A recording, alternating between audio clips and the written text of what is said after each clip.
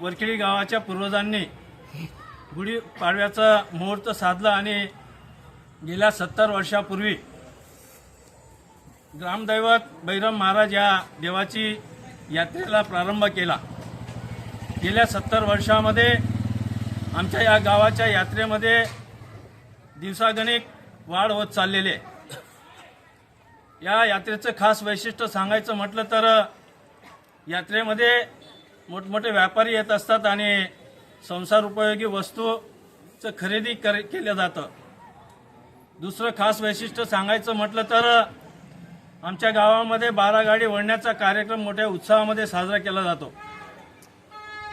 गुढीपाडव्याच्या 15 दिवस अगोदर गावाची मीटिंग बोलावली जाते आणि त्या मीटिंगमध्ये भगतची निवड करण्यात येते।